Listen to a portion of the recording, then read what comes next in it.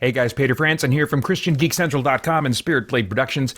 I don't normally do like trailer reactions or reviews of trailers as part of like my main content for the end of the week, but I decided to make an exception with the trailer, the teaser trailer for James Gunn's Superman movie just released today. I've watched it once a couple of hours ago and then I had to run a bunch of errands, so it's already a blur in my mind. So I'm going to watch it once now and just throw in yes, no, or maybe to give you a hint of kind of how I'm feeling about what I'm seeing at different times. And then we'll go back and I'll kind of stop throughout, maybe do some slow-mo or something and give more detailed thoughts on everything. But all right, here we go. Superman official teaser trailer. Yes, yes, no, maybe. No. Yes. Yes. Yes. Yes.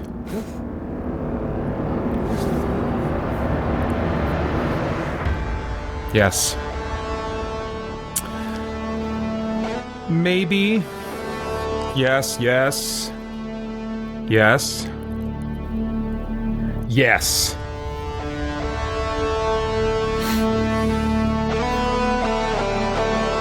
Maybe. Yes. Yes.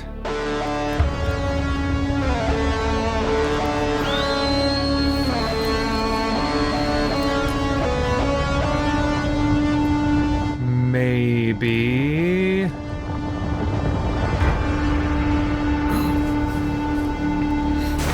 Crypto. Home. Take me home. Yes. Oh, yes. Yes. Yes. Maybe. Superman. Yes. No. Maybe? Maybe.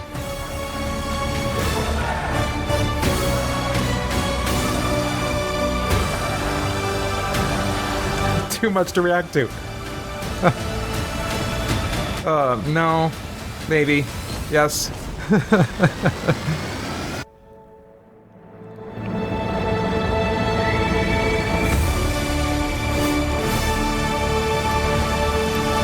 July 11th. Okay. Okay, let me give my knee-jerk reaction first, and then we'll go back through. So, we all know that trailers are lies.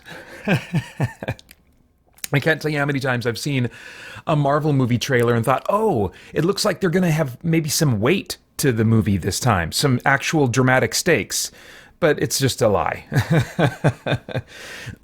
We also heard almost no dialogue delivery in this trailer. So it is very difficult to judge the tone and whether or not the tone of the movie will match the tone of this trailer. Another big question for me is the music. I'll comment on that for starters, since I'm going to be doing a lot of starting and stopping and stuff. It's John Williams material, but not the one that people usually think of. There are two themes in the original Christopher Reeve films, John Williams Superman score. The one that most people think of is the bum bum bum bum bum bum bum bum, and usually the suite for the Superman, all the Superman themes starts with a very slow, grand version of that. And then it goes to more of a march. Bum ba ba ba bum bum bum bum bum ba da ba bum bum ba bum. That music is played when Superman is on his way to go save the day. But there's another fanfare that is played after Superman has already saved the day. It's a celebratory theme. bum ba ba ba ba ba da ba ba ba ba bum ba ba ba ba ba da ba ba ba ba ba ba dum ba ba ba ba ba dum ba ba ba ba ba ba bum ba ba bum ba da bum. Now, when Hans Zimmer did his Man of Steel score, he quoted the first theme. And when Superman Returns was made, they, in that film, only used the first theme. The victory theme, as I call it, the victory fanfare, was never used. And so it's very striking to me that they use a version of it here. Now, it's much slower. It uses electric guitar, which I have mixed feelings about. Now, this all might be a moot point. Maybe this is just what they're using for the trailer here. But I'm going to... I'm not, in commenting on this trailer, trying to predict and assume what I'm going to think about the movie. I'm really, at the end of the day, just giving my thoughts on this trailer. And the only way that any of this translates is if this trailer actually represents the feel that the movie will have. And so that's really important to say. I'm not making any predictions about whether or not I'm going to enjoy the movie. But the theme, having electric guitar, I'm like, okay, well... Is that because we are trying to be cool or something and edgy? I don't know. The Man of Steel Hans Zimmer score, the first film, I don't think he did it in Batman vs. Superman, but the first one used restrung orchestral instruments.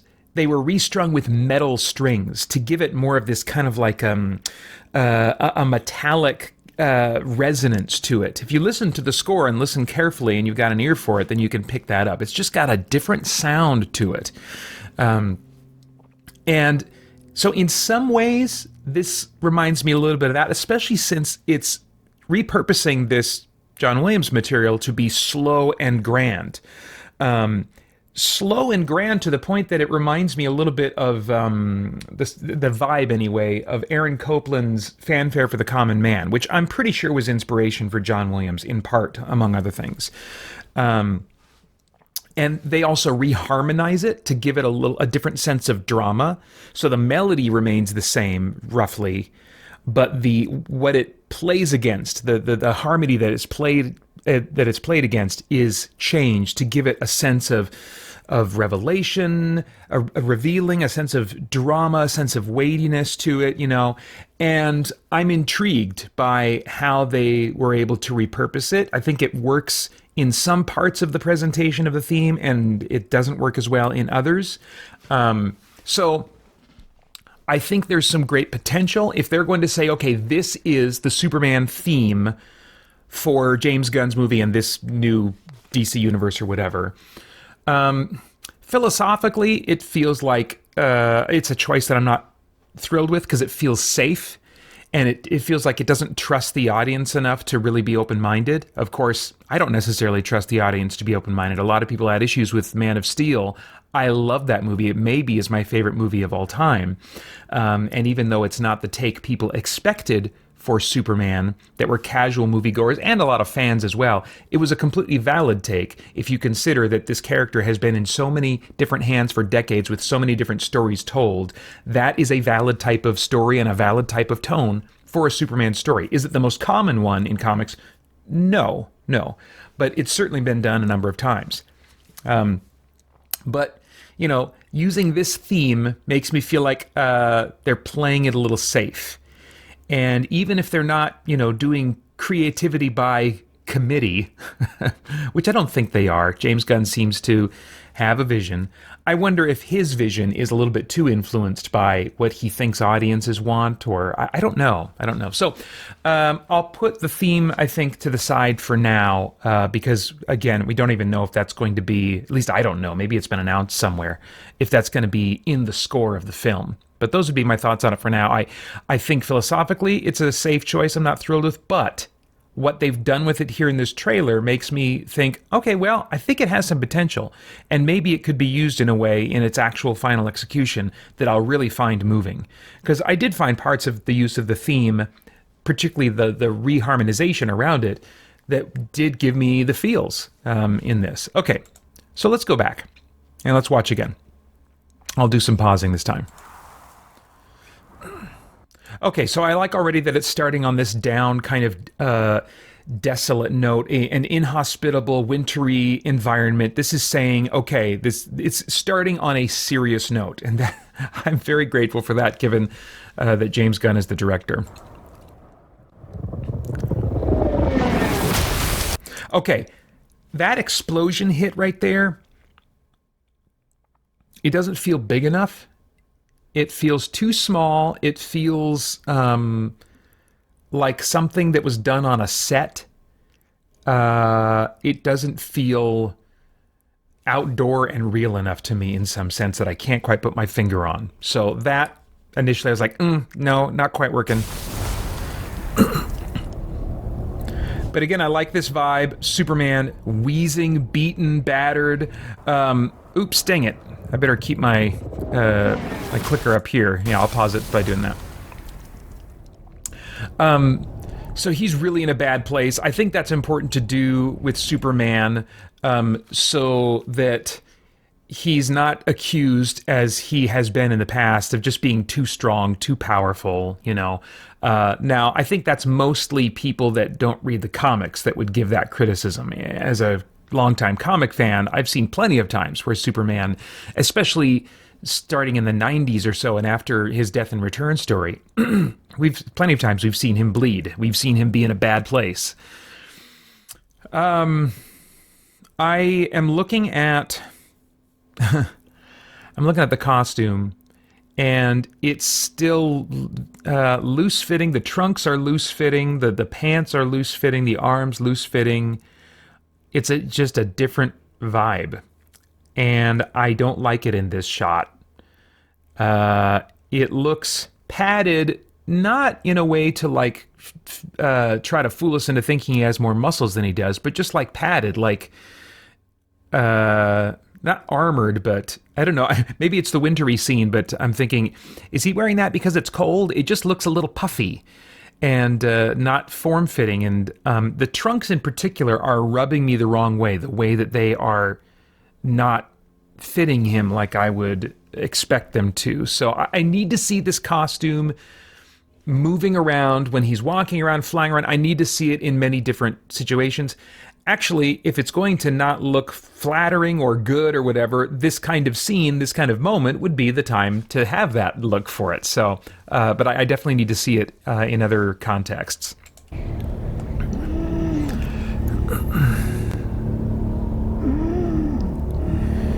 Okay, so this is our first look at Clark Kent. And right away, I'm like, yes, he's wearing baggy clothes, and the actor, Corn Sweat, whatever his first name is, doesn't seem to be like ridiculously bulky, making that impossible to hide. I think with Henry Cavill, you'd be hard pressed. You'd really have to get him huge clothes for them to look baggy on him.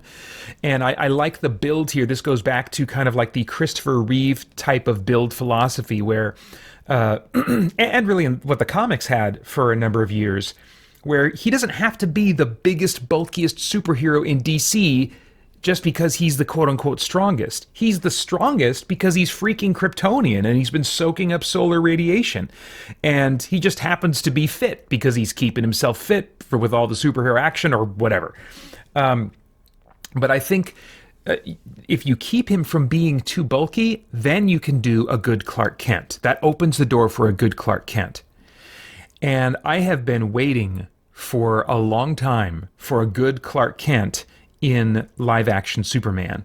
Now, we got a really good one in Superman and Lois, but the way that he was portrayed there as being kind of nerdy and golly gee shucks was played as though that's really part of his real personality, because he's, you know, a farm boy raised in, you know, the I don't know, the conservative part of the U.S. with simple moral values or whatever, however you want to describe that, but not as a disguise.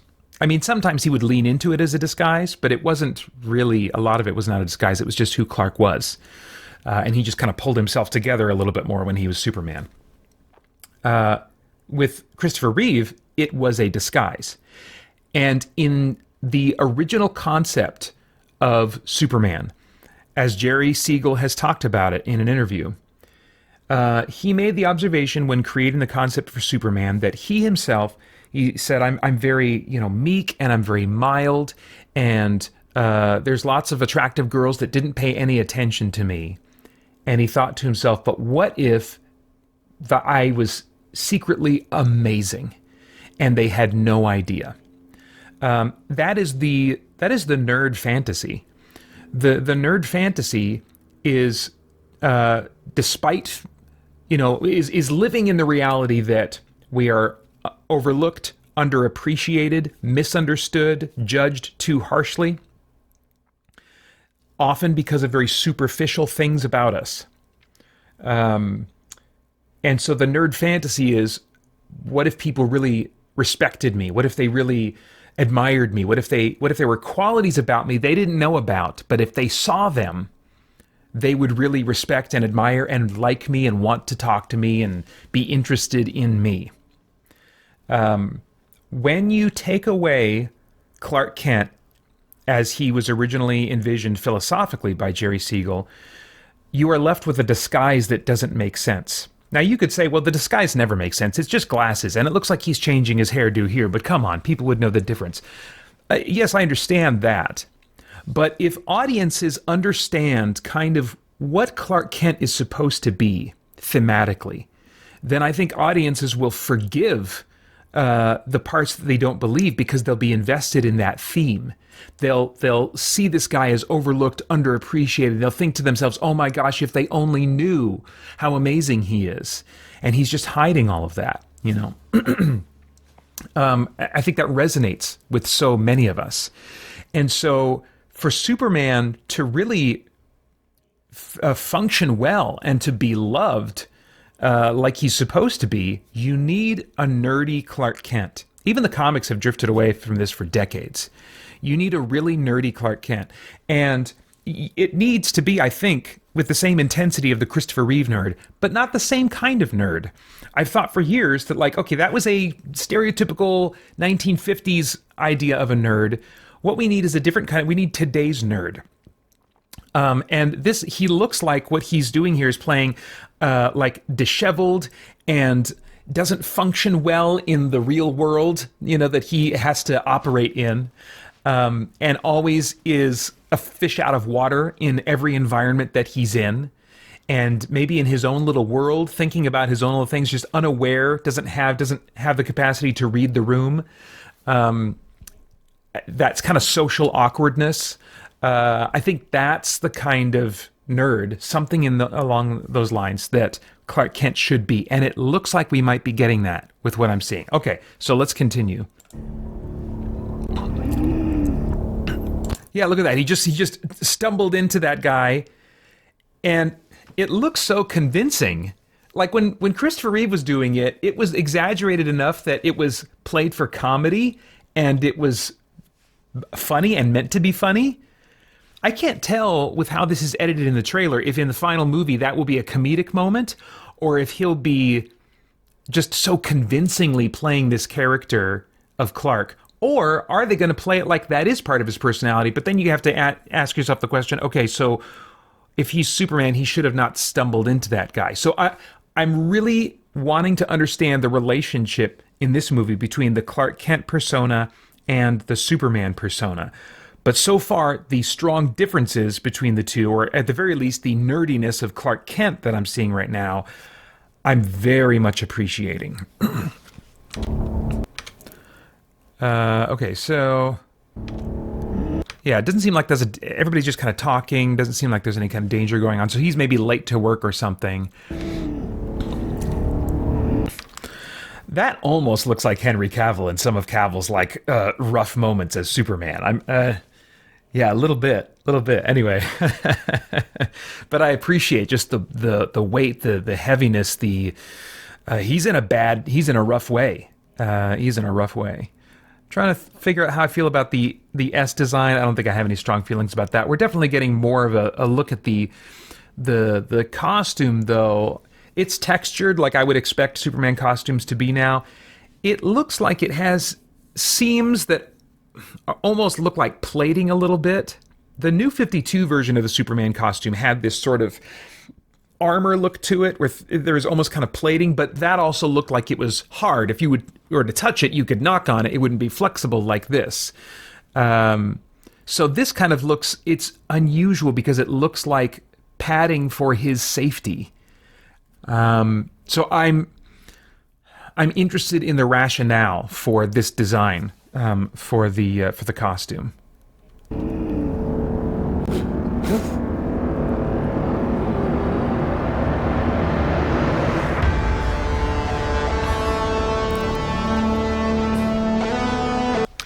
Okay, so I like this. It gives me vibes of a little bit of what they were doing in Superman Returns. I don't know if Art Deco is the right word, but it's got kind of a vibe of combining modern and the era that Superman was actually created in. So I kind of like that.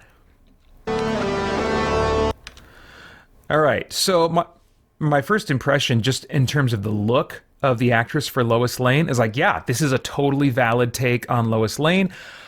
I'm also fairly traditional, so it took some getting over when Lois Lane was not a brunette, like a proper brunette in the Zack Snyder version of Lois Lane. I got over it because I love that performance so much. Maybe my favorite Lois. And so this actress has her work cut out for her. But just my first impression of the look here is good. I think visually it looks like good casting. She also looks like very comfy, maybe a little bit on the masculine side, like things that you would expect of Lois as this very kind of independent, non-traditional or conservative idea of womanhood. Yeah, so I mean, I'm so far I'm into this Lois Lane.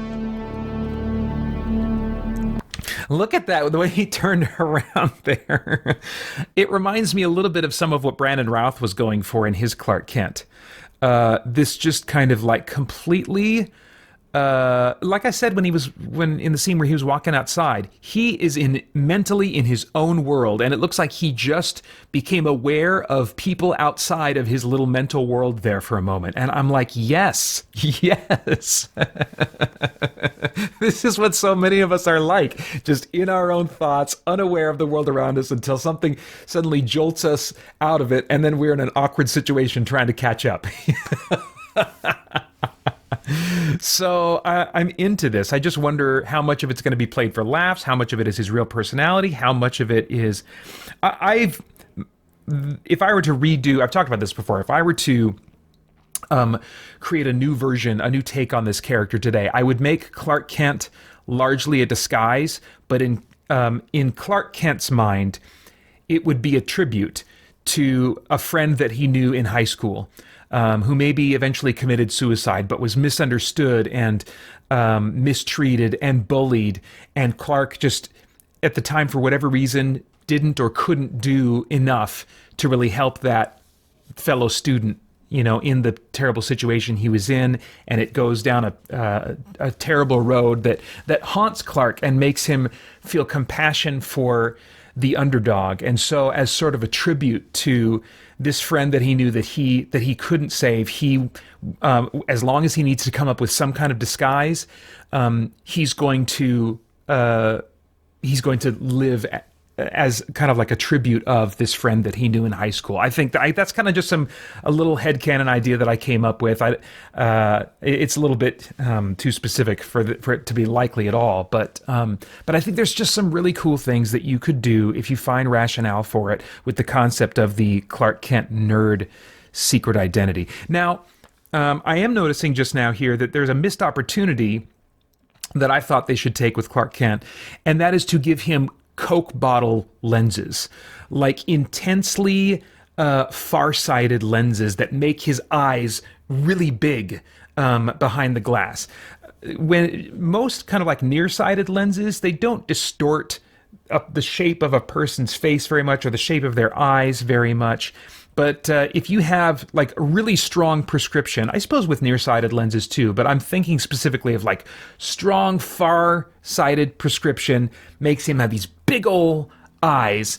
They did just a teeny bit of that with the lenses in Brandon Routh's Clark Kent.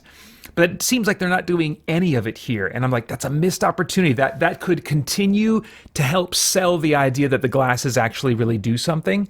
Again, at the end of the day, I'm not expecting anybody to accept that rationale. Lots of superheroes just wear little domino masks. And as was pointed out in the Ryan Reynolds Green Lantern movie, one of the good lines in that movie was, Hal, you think I'm not going to recognize you just because you cover your cheekbones? So, but again, it's about helping the audience have a reason to suspend their disbelief.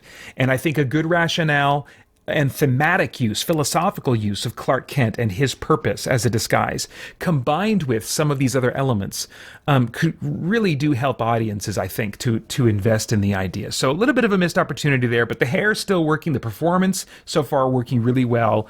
I like what I'm seeing in terms of Clark Kent so far. Now, I don't think this is helping my hopes for the movie at all, that they're saying, James Gunn, okay, director of Guardians of the Galaxy trilogy. Okay, well, hopefully it's not going to have the same tone. That feels like a move to kind of, I mean, what else are you going to market of his? The Suicide Squad, the Guardians, I mean,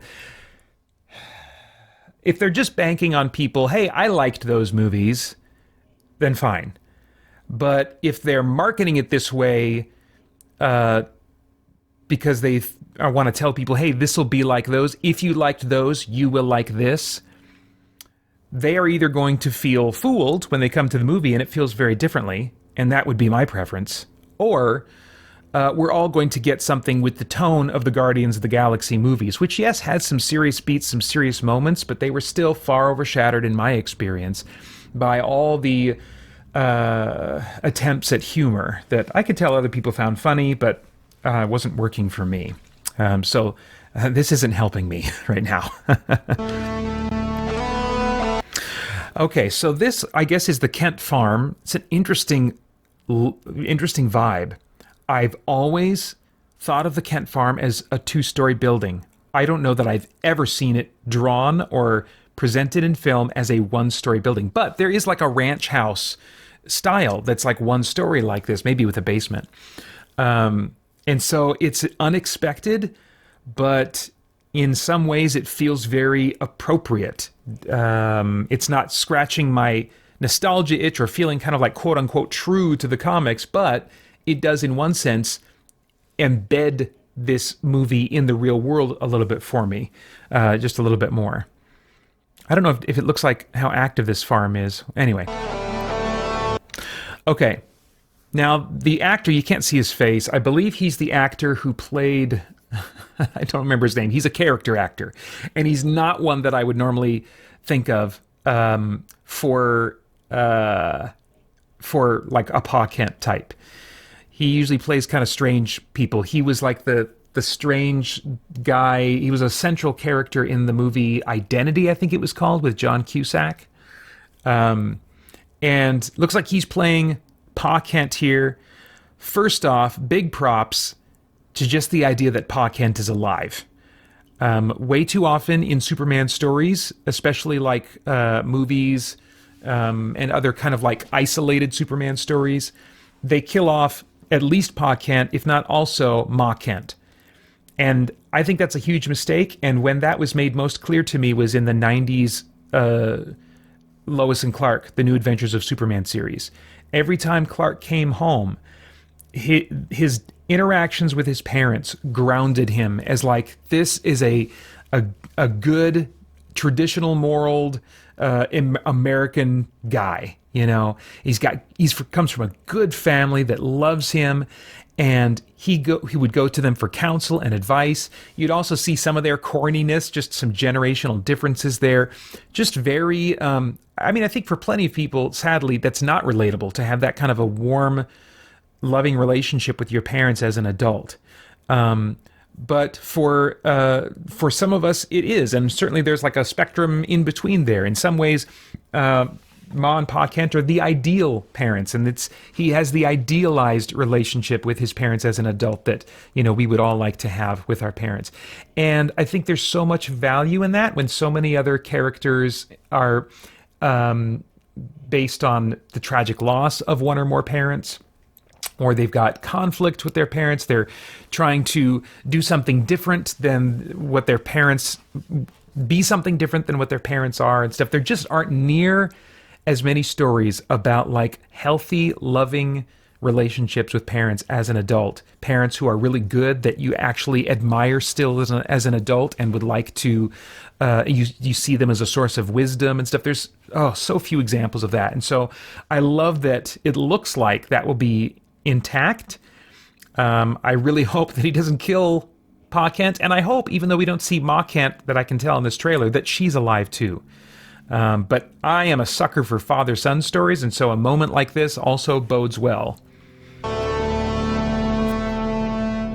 I'm not sure how I feel. I need context. I'm not sure if I'm buying into Corn Sweat's performance in that moment, but I don't have any context for what he's supposed to be conveying and why. So I'm going to let that go. It is interesting, though. His hair, is it a little different here? Let me back it up just a little bit.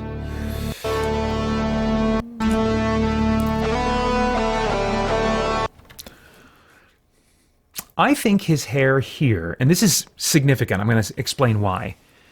It looks less goofy than his Clark Kent hair. And I like that, and I'll tell you why. Because I have long held that Superman is really three characters. When he's on the job and Superman, he is holding it together. He is trying to model good choices and virtues for others. He is trying to bring the best of himself to bear for the sake of those he is helping, for the sake of those who are looking at him as an example. That is the classic Superman. But he's not like that 24 hours a day. The other character is, of course, Clark Kent, the disguise. Or in some iterations of the character, that's more of like his real personality or something. But in my view, it works great if there is Superman on the job, Clark Kent the disguise, and then Clark on the farm. Smallville Clark. Smallville Clark is who he really is. Smallville Clark is who he is when he's letting his guard down, when he's wearing flannel and a t-shirt with his parents. The hair is not all put together like he is when he's on the job as Superman and trying to give off a vibe of like, I can be relied upon. I am strong and stable and I'm here to help. And neither is it the goofy, I have no idea what's going on in the world, kind of frazzled look that they had for his Clark Kent. This is the relaxed, this is just me, Clark, the Smallville Clark. And that is my ideal, is to have all three of those in play and rationalizations for all three of them. And I don't want to make too much of it because I could be wrong, but I think his hair is different in an intentional way that does look like a place between the other two hairstyles. So that gives me hope that they're gonna they're gonna leverage the concept of Superman better than has been leveraged for a while.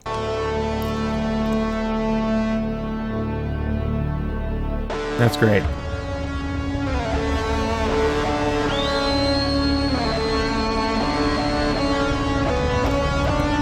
I knew what this was just from teaser images before it arrived, but I was wondering how I was going to feel.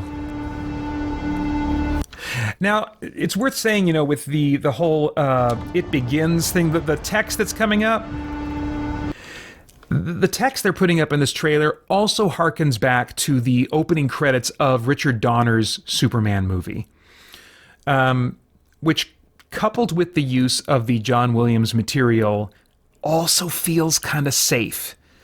And what I don't want is a director giving general audiences what he thinks general audiences want. I really want a director that has a vision for this character, understands how to extract the best elements and play up the best and most relevant elements of the character for audiences today. If part of his personal vision is that, like, hey, there is some cool things that were done in the original, then that's fine. But, and again, this might just be marketing stuff. We don't know if the credits are going to be like this. I mean, the directors often have very little to do with the trailers that are put together for their movies. And so that's why they end up being like lies.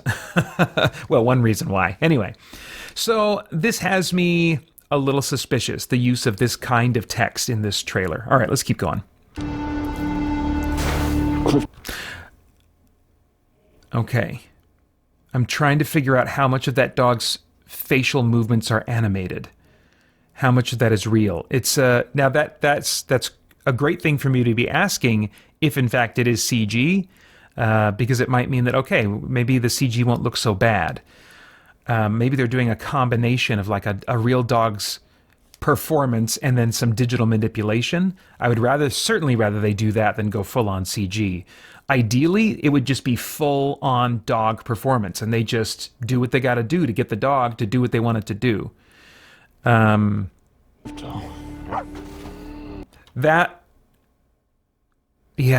I can't tell quite if that's animated. I think that might be animated there. That looks real. That looks maybe animated. That I think was animated.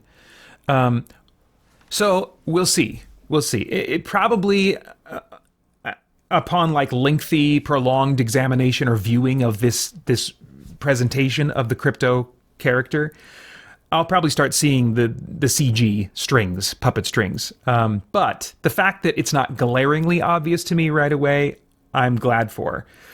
The other thing I like about Crypto in this scene is that he doesn't seem overly intelligent. I think I don't want an anthropomorphized Crypto. I want a Crypto that is a really good dog, like well-behaved just because of natural inclinations, but also a well-trained dog, a loyal dog, but I want it to feel like a dog, not like a weirdly smart dog. Just a really good dog, a really good, loyal I think that is what audiences will relate to more. Some audiences, some people do like the anthropomorphic animal treatment, but that feels a lot less, that's going to bring to mind a lot less memories of your own pet, and it's just going to become its own thing, this unique thing in this movie. And what I would rather do is this dog remind me of dogs that I have treasured and valued in the past. That's what's most likely to trigger the feels for me. And I think within the confines of a pretty realistic dog and a realistic dog's behavior, you can still have Crypto be a great character, a great ally, but also do some stuff now and then that Superman maybe doesn't want him to do that could be funny and relatable, all right, let's back it up. I'll tell you the general vibe I'm getting right now, and it really starts to settle in with Crypto coming into the scene, is this feels a bit like a family movie. And I think James Gunn has even used the word family a bit when describing kind of who this is for, even though he also described it as fairly serious. And I remember some movies from my childhood, live action movies, whether I don't know if they were made by Disney or not, that were family movies, but also had some weight and some drama to them for adults. So I'd be up for that kind of experience here, even if it ends up feeling like, okay, it's maybe not going as hard and edgy as I would like it to when I want it to. It still has some emotional weight to it. I'm okay with this being a family movie, and that's kind of the vibe I'm getting right now. As long as it has some weight for the grown-ups as well. All right, let's see Crypto again. Home. Take me home. Good boy. Okay, that. Take me home. Okay, here's why I like this. This is not a Zack Snyder movie, but James Gunn evidently knows that slow motion can sometimes be a beautiful, powerful thing to make use of, and I'm very glad for that. And kind of extended, too.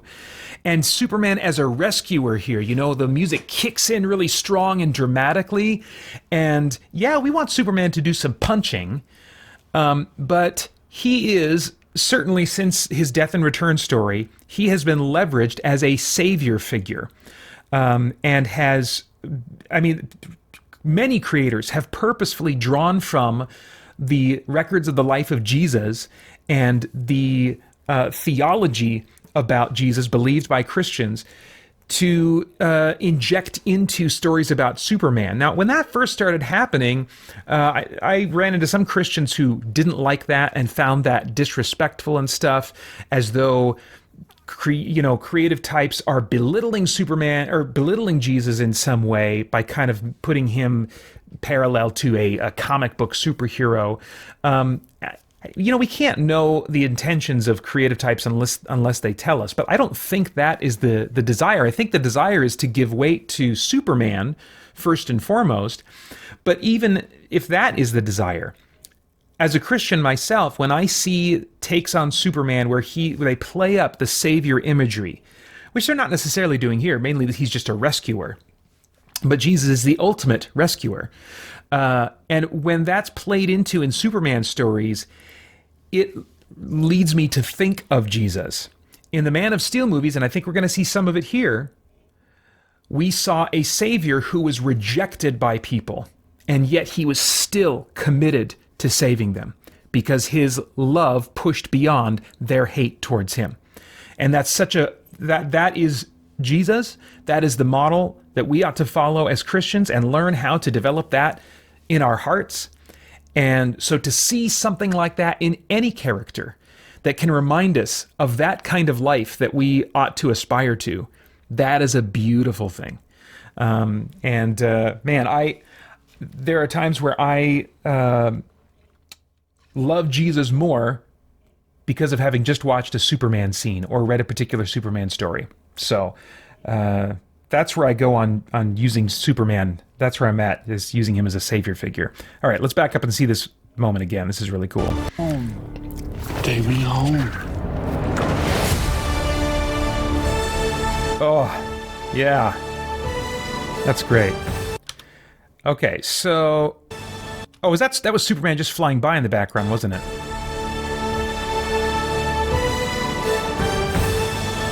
Yeah, almost certainly that was. And this is the first time we see this actor whose name I can't remember, who played Beast, Hank McCoy, in the X-Men prequel movies. And he's playing Lex Luthor here. So far, just based on the look alone, what his head looks like, shaved bald, a pensive look, we're seeing very, very little here, but like so far I'm like, okay, yep, I can see that visual design working for me as Lex Luthor. So far, certainly more than what's the Facebook actor's name that played him in the Man of Steel. That was a very different take on Lex Luthor that really had to grow on me. This one immediately feels like a Lex Luthor I'm familiar with. I don't know what's going on here. This looks a little bit James Bondy. What's going on in his face there? Okay, so he looked kind of like sad for a moment, but then at the last minute there, a different expression on his face. I really wish I had some context for that. Is he about to shoot Superman with a kryptonite bullet or something? What is the context for that? And what is... Superman's fixing to, break out of something? He's in a cell, I think. I'm trying to figure out who he's surrounded by. Can't tell right now. Okay, so yeah, I'll have to figure that out later. I'll let other people speculate on that. But this moment, conceptually, I like. Just dialing it down to just a kid's level. Oh, that's interesting. Superman. Okay. So, a little bit of potential child empowerment here, which again adds credence to the idea that this is a family movie. I am usually not into child empowerment. All the adults are running, and this kid is bravely raising up a flag to what? Signal Superman? I don't know. But he's doing something in the face of disaster that all the adults are running from. And I typically don't like that. If a kid is going to be brave, then I guess I'll accept that. Maybe he doesn't know any better. Maybe he's not lived long enough to be scared of the world like he should be. As long as he's not too clever and too smart, which I don't think they're doing here. That's going to happen more in kids' movies, where the kids are the protagonists and the heroes. he seems like this is the type of moment where it's like, okay, all the adults have forgotten what's right, but this child, ironically, out of the mouths of babes, as it were, comes this moment of virtue and stuff. I don't know how I'll feel about it in the movie, but it might work for me because of what follows here. Superman.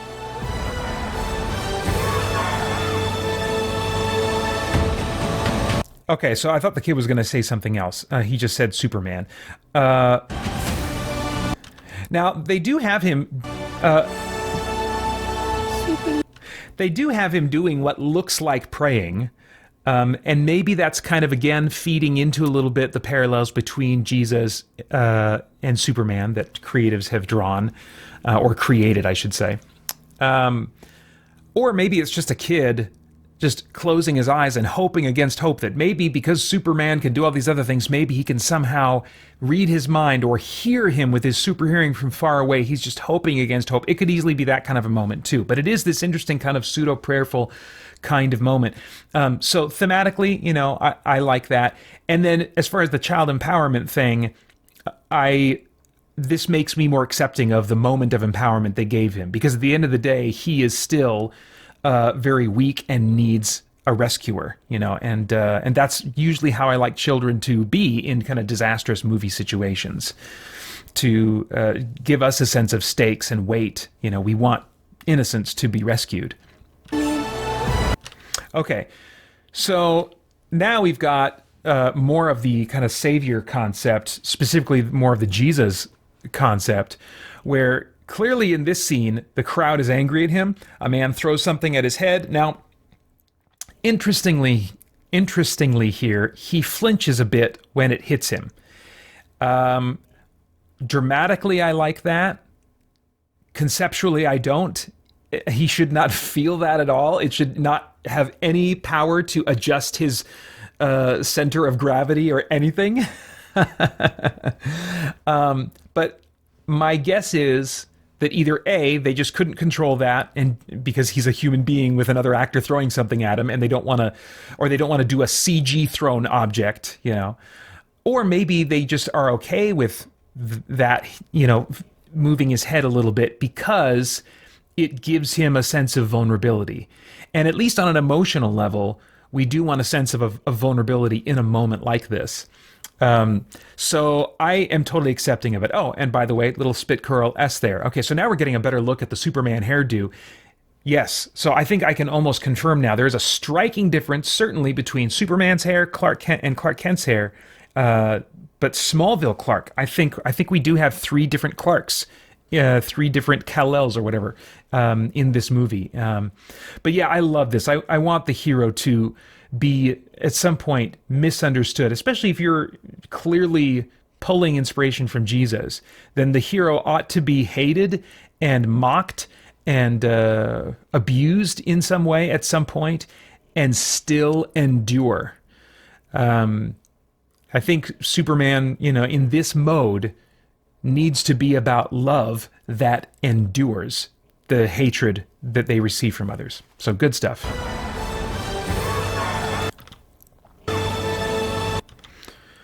Okay, so, Stag Industries, that's interesting. Yeah, I think we knew that Stag Industries was going to be part of this, so I think there's a connection to the Metamorpho character. I can't remember if he's been confirmed to be in this. Anyway, I'm more interested in dramatically what's going on. That in here, is he physically weakened, or is he just emotionally weakened? I can't help but wonder if it's, yes, a combination of both, but a lot of it is emotionally weakened. Like he is just so discouraged by something, so discouraged by the state of things in some way, that he has reached this point.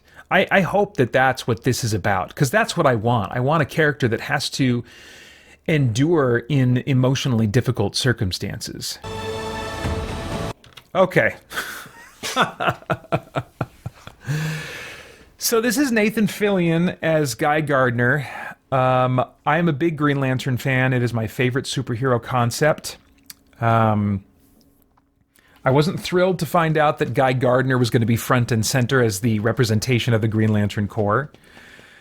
I was confused when Nathan Fillion was mentioned as the casting for that role because, if anything, he has been in the years past associated with playing Hal Jordan. He's too old for that now. Well, actually, no, I heard that they cast an actor about the same age for an older take on Hal Jordan. So now I'm confused as to why they didn't cast Nathan Fillion as Hal Jordan. But possibly most unsettling to me is his hairdo. Now, I know Guy Gardner has the bowl cut in the comics, and clearly they're going for something similar here. The bowl cut, I don't know, has that come back at all? It was really a thing of the late 80s and early to mid 90s. And it looks really weird here. Also, his hair looks kind of thin so that you don't really see the shape of kind of a proper bowl cut around his head like he was drawn in the comics. The hair just kind of seems to lay pretty close to his skull compared to what I would expect for a classic Guy Gardner look. So my first impression is that this looks goofy, and I'm not happy with it. But Guy Gardner, in many of his iterations for many years, was played for laughs, played as a goofy character, a superhero not worthy of respect, and that is the vibe I'm getting right here, so I can see it being fitting. It's all going to depend on how they use him, but sadly, although Guy Gardner has become a character that retains his rough edges but has become more relatable as we've gotten to know his heart over the years since he was first introduced as the brash, obnoxious jerk that he was in the Justice League International days, I've really come to appreciate and admire what's going on in Guy Gardner's heart and what's driving him. And it just doesn't look like any aspect of that is going to be part of this interpretation. This looks like it is exclusively drawing from his ridiculous, obnoxious, everybody hates Guy Gardner persona of the late 80s and early 90s. So I am not super excited about that. I also don't know what I think about the design of the Green Lantern energy here. Let's see it in motion a little bit.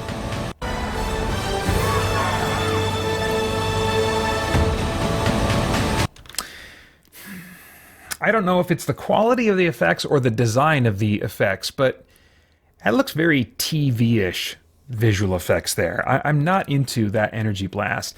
I also wish that he was actually making a construct of some kind instead of just blasting green energy. What's he doing there? I don't know, closing a door? Yeah, we don't really get a sense of what he's doing there. Okay, anyway, on to Hawk Girl or Hawk Woman, whatever name they're going to go with here. Let's take a look.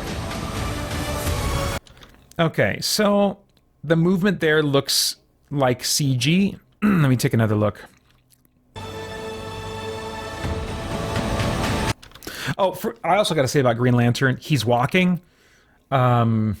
I don't know. I'm not used to Green Lanterns walking. I understand they only have so much budget and time to make superheroes just casually floating around in the scenes that they're in. That's a lot of wire work setup and visual effects and stuff. But I don't know. And he certainly has more personality with his swagger when he's able to walk and show that part of his personality. Anyway. Yeah, something about the body movement there gives away some CG animation there. Not as overtly as it could be, but still a little disappointing.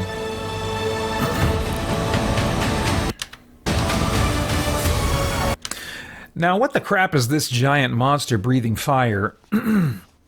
I'll tell you what, I don't like... a major thing I don't like about this design is the eyes.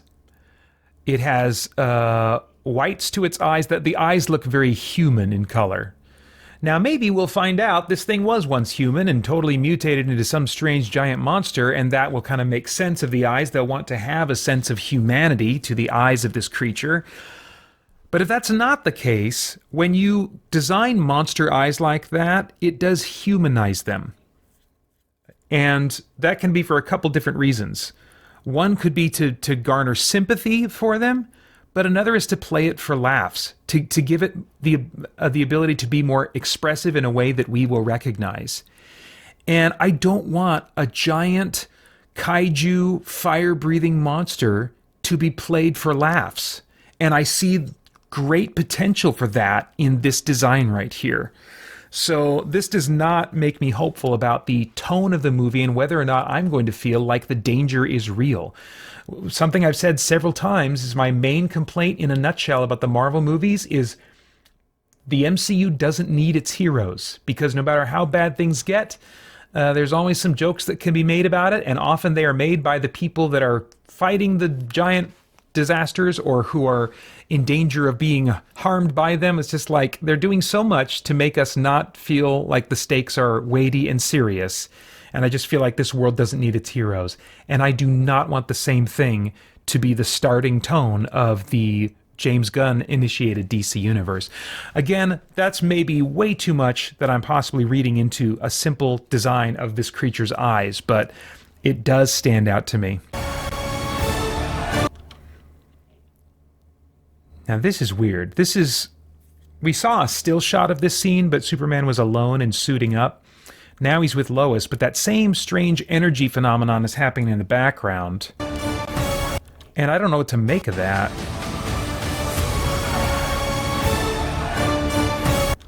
Now in that scene, I mean, here obviously they're kissing, that's romantic. And kissing as Lois and Clark. Could they possibly be married already at this point? Are we just jumping straight to that part? Or is this story gonna take place over a longer period of time than we might expect? Or is this the beginning of their romance? Is the romance just with Clark, or does she know that he is Superman? I'm trying to get a sense of the hair. Does he have Smallville hair or City Clark hair? I can't tell in this shot. Okay. Now, here Superman is bending over the body of a robot torso with arms and a head, and it's lost its legs, and he seems emotional about it. The background would indicate to me that he's in the Fortress of Solitude, and that's unfortunate in some ways, because the reason I know that is it's the same conceptual design as the Richard Donner Fortress of Solitude. Now, in their defense, this design has been adopted by the comics a number of times over the years, so you could arguably just as much be taking inspiration from Superman in the comics as from the Donner movies. But nevertheless, with the credit font they're using, it still says to me we're playing it safe potentially, and I'm not super happy about that. As far as this scene itself, we've got Superman maybe crying over this fallen robot character. Given that they're in the fortress, I'm guessing it's Kelex, or whatever they might name this kind of AI robot companion that helps Superman. It's kind of a glorified butler for Superman. I don't know that in the comics he's ever had an emotional attachment to Kelex or a similar kind of robot. I mean, he seems to be mourning the fate, the situation of this robot as though it is a person. And I don't like that. If we find out that there actually is a human somehow in this body, in this robot's body, or maybe he's not grieving over the fate of this robot, but what the robot has just revealed, and he's got other things on his mind. I don't know, but he's holding this robot's hand like he's comforting this robot as it's dying. And I don't like stories that that ascribe personhood to artificial life, because that implies that ultimately at the end of the day, all we are is wet machines. If a machine can be just as much of a person as a human, then that at least suggests a naturalistic or an atheistic influence on the writing. So not thrilled about that. And also it's just kind of to me like anthropomorphizing animals. I'm just like, I don't relate to that. I don't relate to that. It can work in some rare instances, and I won't go into how exactly that can work successfully for me. But that is a possibility that it would work here. It's just not like, I'm not excited about this plot point, whatever it is. Okay, so that looked like the fortress springing up out of the ground. So is this going to be a story in which we see the fortress being generated for the first time? Or is something else going on that's changing the fortress in the story? I don't know. Oh my gosh. I think this answers my Metamorpho question. Before I couldn't tell who this character was, but he's got the weird grayish white face with all the bad-looking ripples all over it, wrinkles, whatever they are. One shoulder is like a purple color. The other shoulder is orange. This has got to be Metamorpho. So there's confirmation. I like the look on his face because it's a serious look. It's maybe a sad look. I like that the orange on his one shoulder is muted. It's hard to tell if the purple is muted on his other shoulder. But Metamorpho can tend to be a silly character, a character played for laughs, a character played for whimsy. And so the idea of him being in a movie is not exciting to me. But if they're going to give us a more emotionally grounded take on Metamorpho, I think he can be a wonderfully tragic character, certainly an emotional character. Rex Mason, I believe, is the guy's name who becomes Metamorpho. He's kind of trapped in this form, and so he can't really live a normal life. He's disfigured by normal human standards, and so maybe we'll get that version, a haunted version of Metamorpho here, which certainly will still have rooms for fun and gimmicks and stuff. Yeah, okay, interesting. All right, what do we got? We got buildings toppling here. Is that I don't know my famous architecture. Is that supposed to be like the Empire State Building falling over?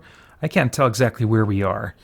Maybe it's just nondescript buildings that remind you of buildings in the real world in Metropolis. But that's like a domino effect of buildings falling down. So I like the scale of destruction there. So let me come back to that. Oops. Yeah, I like the scale of destruction. I think for a Superman story, you have to have stuff going down and Metropolis getting wrecked. I know a lot of people had trouble with that in Man of Steel. I think it just felt very heavy. Maybe it felt a little too on the nose, being inspired from 9/11, or too heavy for a Superman movie, given that so many people obviously must have died when that whole thing happened. And so they took great pains to tell us all the buildings that were evacuated in Batman vs. Superman when they were getting destroyed. But I want massive destruction, and I want loss of life, significant loss of life in superhero stories. Why is that? Because that's what makes us cry out for a rescuer. You can only go so long having the stakes built up with potential dangers that potentially will take lives before you realize, oh, but nobody's actually dying, and then the stakes vanish. But if you have the threat build for a while, and then eventually when it needs to, just because otherwise people aren't going to buy into the stakes, people start losing their lives, then all the more we see this threat and we say, someone has to do something. Someone has to rescue. Someone has to save. Someone has to stop that evil. And so seeing this kind of destruction, I'm like, okay, yes, if they properly treat this by having characters react to this level of destruction and presumably death as they should, this will be a very welcome element for me in a Superman movie or any superhero movie. Okay, so here we've got a beaten up Lex Luthor who I think is more than sweating. I think he's got slightly red and irritated eyes welling up and at least one tear going down one side of his cheek. But he's not crying almost certainly because of his wounds. He's got an angry look on his face. What has brought him to this point? I don't know, but I like it. Lex Luthor cannot just be played for laughs. He needs to be menacing and dangerous, and I think he really works best when there's some things about him you can relate to. Even if you can't relate to what he ends up doing, you can understand maybe why he would start considering, at least, the really dark path that he's gone down, you know? So yeah, I do want an emotionally human Lex Luthor, so that's a good sign. Let's see, Baravian troops amassing at border. Discuss current level of threat. Live reports coming in from the Baravian border, so they're not really giving us much of anything there. But that's that boy that was planting that flag earlier. But troops amassing at border, that's, you know, a nice grounded element. If we're talking about, you know, governments, military organizations, government, military. I think Superman should step into moments that feel real and tragic, that we can kind of draw parallels to in the real world. It doesn't have to be super on the nose, but it helps him play as a savior figure if some of the difficulty, the situation surrounding him is relatable. Okay, so I like that. I like him straining. That I got some Henry Cavill vibes with him straining there. Superman should have to exert himself, should have to feel pain sometimes as he's exerting himself. That is part of what the Savior does, is he endures and pushes forward through the pain in order to save. So yes, I want to see that in my Superman movie. So now we got Crypto picking up from that earlier scene, dragging Superman to home, presumably the fortress. And look at that good boy just trotting along. Let's see that again. That good boy. Good dog. Now, who was that punching the wall? I don't know. I'm not going to go back for that. Okay, so this shot of like somebody slamming into Superman and them just skidding, cutting a groove into a baseball field, it looks like. It just has the sheen of CG all over it, which is disappointing, but not unexpected. Okay, now we just saw Mr. Terrific. Let's get a look at that mask.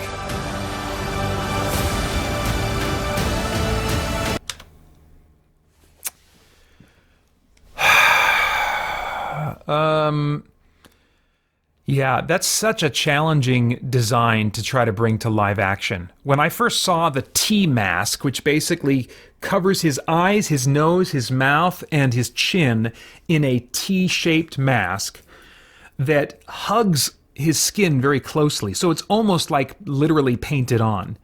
And painted on his lips, too, so he's talking through this. But they thickened it up in certain parts so that it is supposed to be a mask. And I think I've seen that design in the comics, too. I would almost prefer that it was just paint. That it wasn't a mask, that he chooses to disguise himself by using, paint. And, you can say, because he's all about technology, that, well, he does that by having a bunch of nanites paint his face. Whatever. I just think aesthetically it would look a little better to me. I'm wondering what it's going to look and feel like for him to talk through that design of that mask.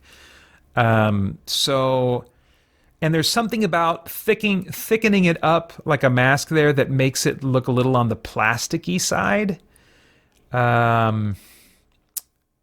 Yeah, I think I would have preferred a painted mask. Or, go all in on like a CG mask that just absorbs light so much that you can't even see the definition of his face at all. It's just inky blackness, and then you see his teeth and tongue when he talks and his eyes, and that's it. That would be kind of a cool look. But this looks a little bit like a TV show, like a CW costume design.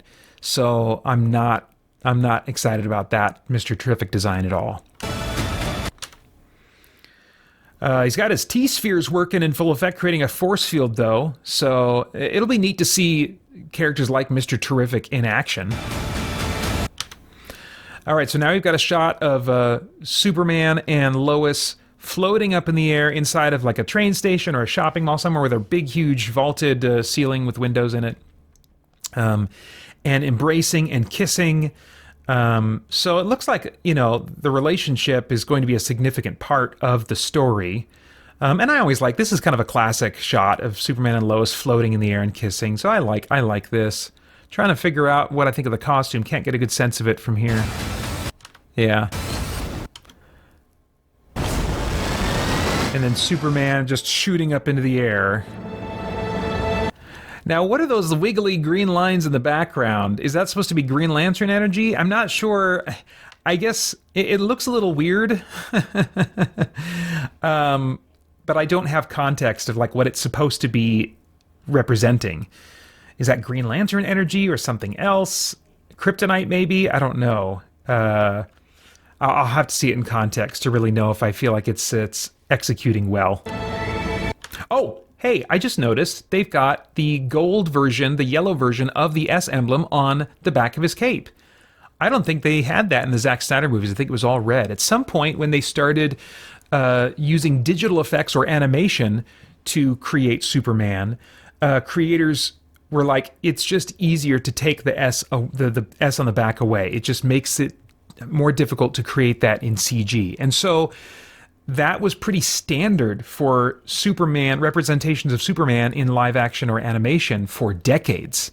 But we've long since passed the point where that should be at all prohibitive. And so it's great to see the gold or yellow S design on the back of the cape again. Okay, and that time, that wasn't a kiss between Superman and Lois. That was a hug, which says, okay, so there's some emotional depth to this relationship. That's a hug saying goodbye, maybe realizing Superman's about to go out and maybe get killed or something, or maybe he's just really dealing with some difficult things emotionally and needs that anchor, that support that Lois provides, you know. So I like that kind of moment. All right, is that it? July 11th.